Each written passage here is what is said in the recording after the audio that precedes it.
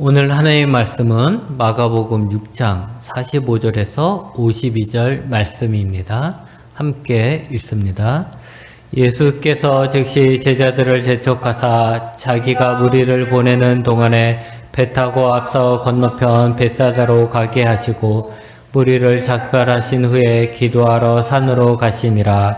저물매 배는 바다 가운데 있고 예수께서는 홀로 무태에 계시다가 바람이 거슴으로 제자들이 힘겹게 노젓는 것을 보시고 밤 사경쯤에 바다 위로 걸어서 그들에게 오사 지나가려고 하심에 제자들이 그가 바다 위로 걸어오심을 보고 유령인가 하여 소리 지르니 그들이 다 예수를 보고 놀람이라. 이에 예수께서 곧 그들에게 말씀하여 이르시되 안심하라, 내니 두려워하지 말라 하시고 배에 올라 그들에게 가시니 바람이 그치는지라. 제자들이 마음에 심히 놀라니 이는 그들이 그 떡 떼시던 일을 깨닫지 못하고 도리어 그 마음이 둔하여 졌음이러라.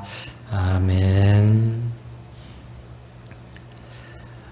요한복음 14장 27절에 예수님은 제자들에게 이런 말씀을 하십니다. 평안을 너희에게 끼치노니 곧 나의 평안을 너희에게 주노라. 내가 너희에게 주는 것은 세상이 주는 것과 같지 아니하리라.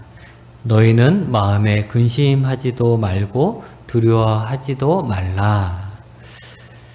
예수님은 평안을 주신다고 했습니다. 그 평안은 세상이 주는 것과 같지 않다고 하시면서 그 평안은 예수님의 평안이라고 하십니다. 오늘이 2021년 첫 주일 예배입니다. 지난 2020년은 그 어느 해보다 염려와 두려움이 많았던 해였습니다. 바로 코로나 바이러스 때문입니다. 지금 2021년을 시작했지만 여전히 해결되지 않은 코로나 바이러스로 염려와 두려움에서 벗어나지 못하고 있습니다. 이런 때 예수님이 주시는 평안이 우리 안에 있으면 얼마나 좋겠습니까? 아니죠. 이미 예수님이 주셨기에 우리 안에는 이 평화가 있어야 하는 것입니다.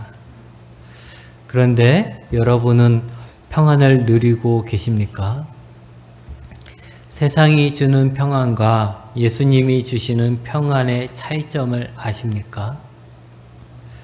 세상은 이해할 수 없는, 그러기에 그들에게는 비밀인 예수님을 믿는 사람들 많이 누리는 평안을 누리고 있습니까?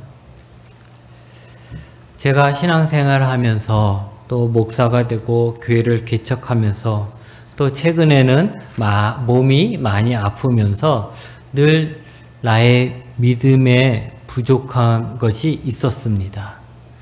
그건 바로 평안이었습니다. 예수님을 믿으면 늘 평안해야 하는데 나는 왜 평안했다가 안 했다가 하는 것일까? 그동안 저는 평안의 이유를 예수님의 능력, 예수님의 도우심에서 찾았습니다. 염려가 있거나 두려움이 생기면 우리는 기도를 합니다. 두려움이 크면 클수록 더욱 간절하게 기도를 합니다. 그랬을 때 나를 두렵게 했던 문제들이 해결되면 그때서야 평안을 누리며 웃을 수 있고, 문제가 해결되기 전까지는 늘 저는 염려 속에 있어야 하고 심지어 간절히 바라던 것이 이루어지지 않았을 때 믿음을 또는 예수님을 의심해야 했습니다. 물론 지난 시간을 돌아보면 예수님은 나를 위해 많은 일을 하셨습니다. 나의 기도뿐만 아니라 내가 생각하지도 못한 일까지도 하시는 것을 봅니다. 그렇기 때문에 예수님을 믿으며 예수님을 위해 사는 삶은 재미있고 보람된 삶이라고 저는 지금도 이야기합니다. 여러분, 보통의 사람들이 삶에서 기적을 경험하거나 자기가 가진 사랑보다 더 큰 사랑을 받고 또 자신도 실천할 수 없는 그런 큰 용서를 받는 경우가 얼마나 있겠습니까? 그것만 해도 예수님을 믿고 사는 것이 복입니다. 하지만 사람은 간사하잖아요. 하나를 받으면 두 개를 받고 싶어 합니다. 또 사람은 받은 것에 대한 감사보다는 받지 못한 것에 대한 서운함이 더 큽니다. 우리가 살면서 늘 기적을 경험하는 것은 아닙니다. 늘 일어난다면 그건 기적이 아니죠. 정말 일어날 수 없는 일이기 때문에 기적인데 우리는 일어난 기적보다는 일어나지 않은 기적에 대해서 실망하고 심지어 원망까지 합니다. 10가지를 놓고 기도를 하면 몇 가지나 내가 기도한 대로 될까요? 10이면 10, 다 기도하는 대로 된다면 그 사람은 예수님과 완전히 하나가 된 사람입니다. 보통의 사람들은 자기가 기도하는 것들 중 이루지 못하는 부분도 많이 있습니다. 그럴 때 어떤 사람들은 에이 그렇지 하면서 낙심합니다.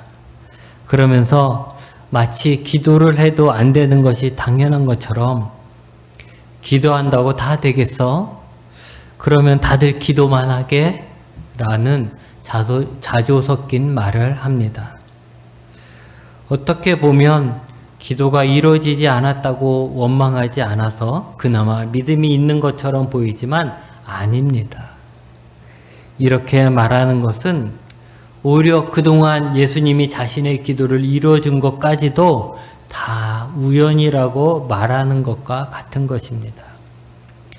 예수님이 자신의 기도에 응답해 주신 것을 부정하는 것밖에 안 되는 것이죠. 그래서 우리는 그런 식으로 말을 해서는 안 됩니다.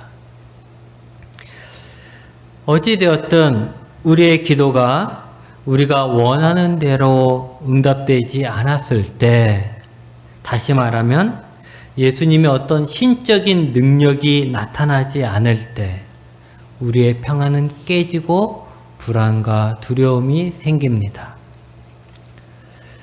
결국 제가 신앙생활을 하면서 늘 평안하지 못했던 것은 나의 평안의 근거를 나에게 나타나는 예수님의 능력에 뒀기 때문입니다.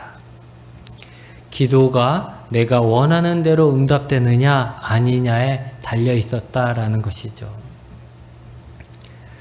오늘 우리가 읽은 성경 말씀은 평안의 근거를 예수님에게 두라고 말하고 있습니다.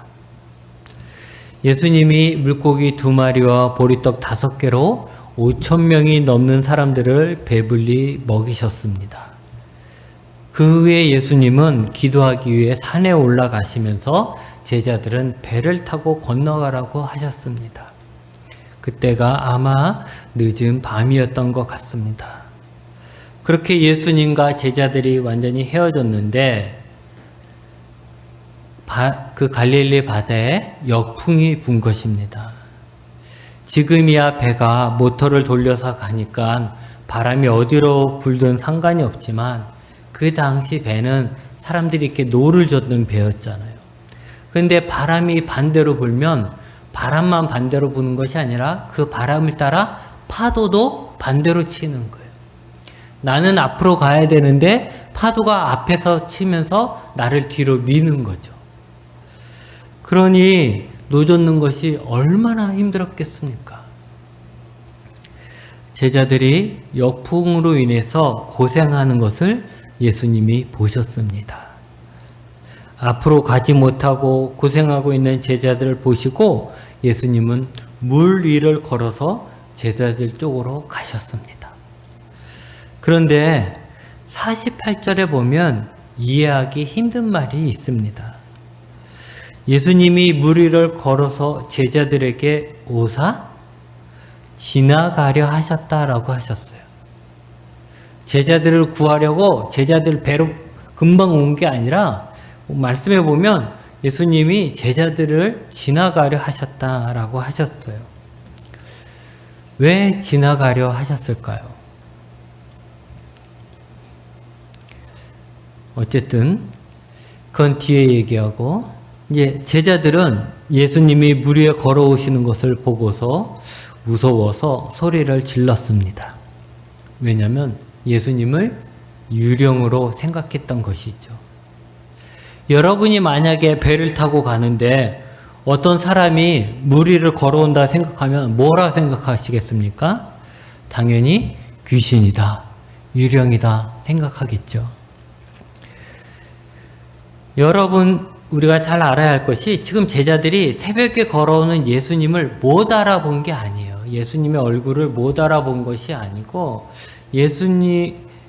예수님인지를 모르고 유령이라고 착각한 게 아니란 거죠. 자기들 옆을 지나가시는 예수님을 보고는 유령으로 착각한 거예요. 근데 예수님은 제자들에게 말씀을 하십니다. 50절에 안심하라, 내니 두려워하지 말라라고 하셨습니다.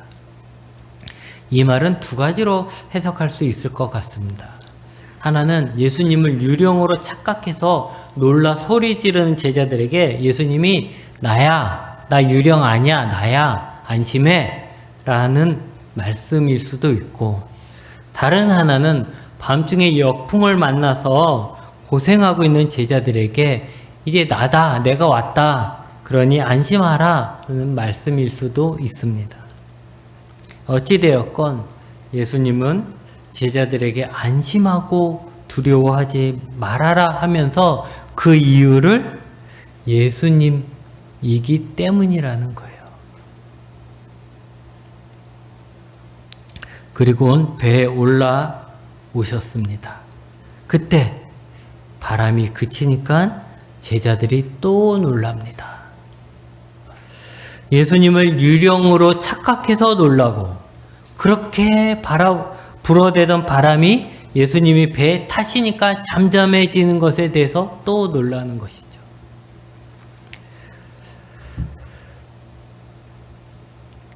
왜 우리는 예수님 때문에 안심하고 두려워하지 말아야 할까요? 예수님이 누구십니까? 예수님은 하나님의 아들이시죠. 하나님의 아들이신 예수님은 하나님이시죠. 사자의 아들, 사자의 새끼가 사자이지 고양이는 아니지 않습니까? 그러니까 하나님의 아들은 하나님이에요. 예수님이 제자들 옆을 지나가려고 했다라는 표현은 구약에서 하나님이 나타나는 모습과 같습니다. 출애굽기에 모세가 하나님의 영광을 보여달라고 막 하니까 하나님의 영광이 지나갔다라고 얘기했습니다. 또 시내산에서 십계명을 받을 때 하나님께서 강림하셔서 모세 앞으로 지나가셨다라고 했습니다. 또 선지자 엘리야가 이세벨을 피해 도망가다가 하나님이 주신 음식을 먹고 호렙산으로 간 적이 있습니다. 이 호렙산은 시내산의 또 다른 이름이죠.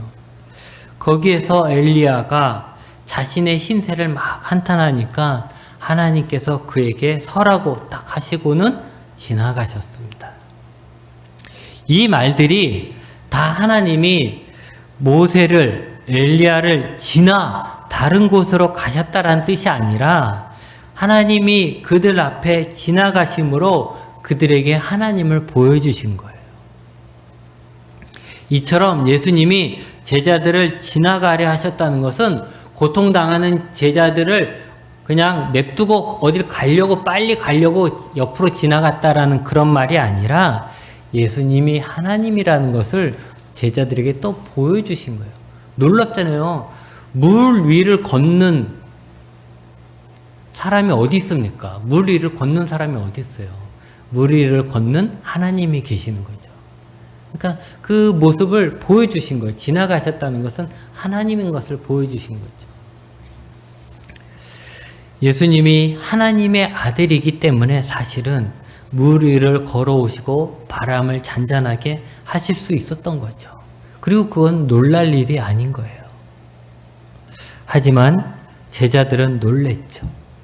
그 이유를 마가는 52절에 제자들의 마음이 둔하여졌기 때문이라고 했습니다.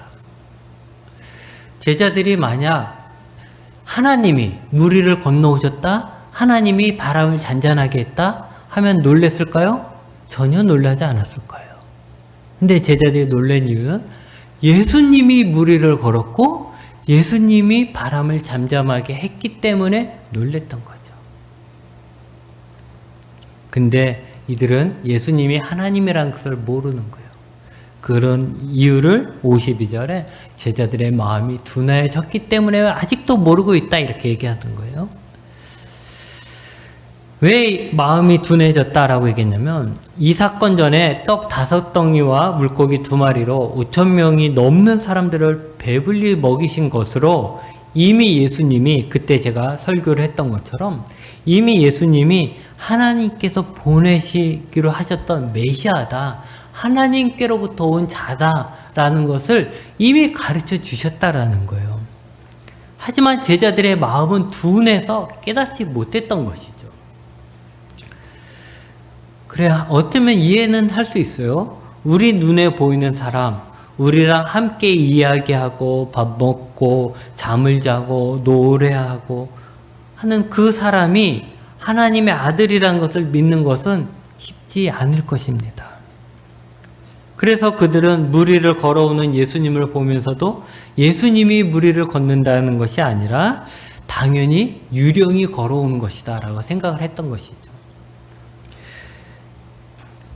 예수님은 공생애를 시작하시면서 계속해서 예수님이 선지자가 아니라 하나님께로부터 온 메시아, 하나님이라고 말해주고 보여주고 증명하고 있는데 가까이에 있는 제자들조차 아직까지 예수님이 메시아 하나님이라고는 생각하지 못하고 있는 것입니다. 그들이 왜 몰랐냐? 그들의 마음이 둔하여졌기 때문이라는 것입니다. 헬라어에서 둔하여졌다라는 말의 어원은 돌입니다. 돌은 딱딱하죠. 그러기에 둔하여졌다라는 것은 어떤 마음을 얘기할까요? 딱딱한 마음이에요. 딱딱한 마음. 변하지도 않고 늘어나지도 않고 딱딱한 마음. 그걸 우리말로 하면 강팍한 마음? 그런 마음이에요. 강팍한 마음. 굳은 마음. 예수님 그랬죠? 새 포도주는 어디에 담아야 된다고요? 새 부대에 담아야 했는데 제자들의 마음은 굳어있는 낡은 부대였던 거예요. 그들의 마음이, 그들의 생각이 굳어졌기 때문에 예수님이 보여주는 것을 옆에서 보는 것이 아니라 자신들의 선입관만큼만 예수님을 보는 거예요.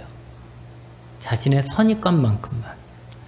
예수님은 많은 기적으로 예수님이 하나님이 보낸 메시아라는 것을 보여줬음에도 그들은 예수님의 기적에 놀랄 뿐 그 기적을 행하시는 예수님이 누구신지에 대해서는 전혀 보지 못하고 있는 것입니다. 그러니 예수님은 자신이 메시아라고 말하고 보여줌에도 그들의 눈과 귀에는 능력 많은 선지자 정도밖에 보이지 않는 거죠. 그냥 놀랄 사람이라는 거죠. 우리도 마찬가지입니다. 예수님을 우리의 기도를 들어주시는 분으로만 생각할 것이 아니라 나의 기도를 들어주시는 예수님은 누구신가에 대한 깊은 생각을 해야 합니다. 예수님은 누구실까요? 예수님을 하나님이 보내신 하나님의 아들 메시아라고 믿기 전에 또 나를 구원하신 예수님의 십자가의 사랑을 알기 전에는 예수님을 알지 못합니다. 나를 위해 죽었던 하나님. 이것을 누가 믿을 수 있겠습니까? 물론 우리는 그동안 배웠기에 나를 위해 죽은 하나님에 대해서 알고 있지만 진짜로 그렇게 믿고 있습니까? 그렇다면 왜 두려워합니까? 그렇다면 왜 불평을 합니까? 하나님이, 그 전지전능한 하나님이 나를 위해 죽을 만큼 나를 사랑하시는데, 그런데 왜 두려워하고 왜 불평하냐는 거죠. 제가 신학대학에 입학했을 때 공부하는 가운데 1학년 때 어떤 교수님이 이런 말씀을 하셨습니다. 지금 여러분이 믿고 있는 하나님은 하나님이 아니다. 그건 우상이다. 그래도 나름 하나님을 잘 믿으니까 목사가 되겠다고 신학대학에 온 거 아니겠습니까? 그런데 그런 학생이 신학 교수로부터 지금 너희가 믿고 있는 하나님은 하나님이 아니고 우상이라는 말을 들었을 때 얼마나 당황했겠습니까? 그런데 그 말씀이 제가 신학을 공부하는 데 있어서 또 지금까지도 큰 도움이 되고 있습니다. 여러분, 우리가 지금 알고 있는 예수님은 진짜 예수님보다 훨씬 작은 부분입니다. 그것도 제대로 알지 못하는 경우가 많이 있어요. 뭐 그렇다고 해서 실망할 것은 아니라는 거죠. 오히려 우리는 계속해서 예수님을 알아가는 즐거움을 누릴 수가 있는 것이에요. 마치 보물찾기가 하나를 발견하고 또 다른 하나를 발견하고 또 다른 것을 발견할 것에 대한 기대감을 갖게 하는 그런 즐거움이 있는 것처럼 예수님을 알아가는 과정도 날마다 새로운 예수님을 알아가는 그런 기대와 즐거움이 있는 것이죠. 우리 교회 2021년 표어가 예수님을 힘써 알자입니다. 우리는 예수님을 알기 위해 힘을 써야 합니다. 우리가 예수님에 대해서 알고 있는 것보다는 모르고 있는 것이 훨씬 더 많습니다. 또한 머리로 안 지식에서 끝나는 것이 아니라 머리로 안 지식들이 가슴으로 이어지고 삶의 경험으로 알게 되면 그때서 비로소 우리는 안심하라, 나다, 두려워하지 말라는 예수님의 말씀을 들었을 때 평안을 누리게 될 것입니다. 예수님을 알면 기도의 응답 속도에 따라서, 환경에 따라서가 아니라 예수님이기 때문에 평안을 누릴 수 있게 된다는 말입니다. 제 경험을 이야기하면 제가 작년에 많이 아파서 죽는다고 생각이 들 때 얼마나 간절히 기도를 많이 했겠습니까? 정말 아프니까 기도만 하게 됩니다. 아프니까. 그러나 기도한다고 안 아팠던 것도 아니에요. 그러다가 죽음에 대한 생각까지 했습니다. 하나님은 나를, 이제 병들어서 죽어가는 나를 살릴 수도 있고 그냥 죽일 수도 있는데 하나님은 나를 살려주실까? 라는 생각까지 하게 되었습니다. 사느냐 죽느냐의 순간에 갈등이 얼마나 심하겠습니까? 그런데 저는 갈등을 하지 않았습니다. 하나님이 나를 살려주실 것이라는 확실한 믿음이 있어서가 아닙니다. 오히려 나를 살려주실 것이라는 생각은 거의 하지 못했습니다. 그럼에도 불구하고 제가 평안할 수 있었던 것은 하나님을 믿었기 때문입니다. 저는 하나님을 믿었어요. 하나님이 나를 살려주실 거라는 걸 믿은 게 아니라 그냥 하나님을 믿었어요. 나를 살려주실 하나님이 아니라 선하신 하나님을 믿었던 것이죠. 선하신 하나님은 내가 살든지 죽든지 선하시다라는 거예요. 즉 내가 죽어도 그것이 선한 것이고 내가 살아도 그것이 선하다라는 것이에요. 그 이유는 하나님은 선하신 분이기 때문에 그분이 하신 모든 일들은 다 선하다라는 거예요. 내가 이해할 수 없어도. 내 작은 머리로는 이해할 수 없어도 그분은 선하신 분이기 때문에 그가 하는 모든 일은 선하다는 거예요. 그 안에 내 죽음까지도 포함되어 버리는 거죠. 이런 믿음이 제 안에서 강한 성처럼 버티고 있었기에 두려움에 빠지지 않을 수 있었습니다. 우리가 두려움을 이기기 위해선 예수님의 능력과 예수님이 얼마나 많은 사람들을 고치셨는지를 알아야 하는 것이 아니고 예수님이 누구신지를 알아야 합니다.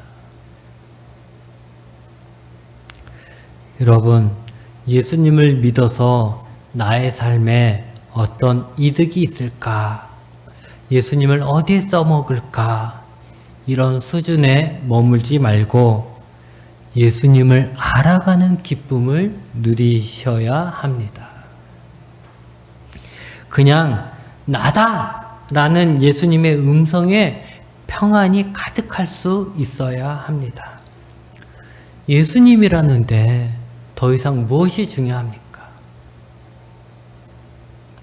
나를 위해 죽었던 그 하나님인데 더 이상 뭐가 더 중요하냐고요.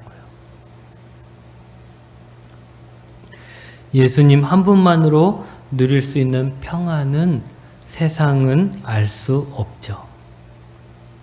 왜냐하면 세상의 평안은 모든 조건들이 만족되었을 때 오는 것이기 때문입니다. 그러나 우리는 바람이 잔잔해졌기 때문에 평안한 것이 아니라 예수님이 오셨기 때문에 평안한 것입니다. 바람이 잔잔해진 것은 예수님이 오신 것의 결과일 뿐입니다. 지금은 오늘 이 말씀은 예수님이 배에 오르시자마자 바람이 잔잔해졌지만 4장에서는 예수님이 배에 함께 계셨음에도 광풍이 불어서 배가 뒤집힐 뻔했습니다. 어떤 사람은 예수님을 믿자마자 고난의 바람이 잔잔해질 수도 있지만 어떤 사람은 예수님을 믿어도 광풍 속에 고생하는 사람들도 있습니다. 어떤 때는 기도하자마자 해결되어서 기도의 능력을 경험할 때도 있지만 어떤 때는 아무리 기도해도 해결되지 않는 그런 경험을 할 때도 있습니다. 그러나 어떤 상황에도 우리는 평안합니다. 왜냐하면 나다 라고 말씀하시는 예수님을 제대로 알면 그렇게 됩니다.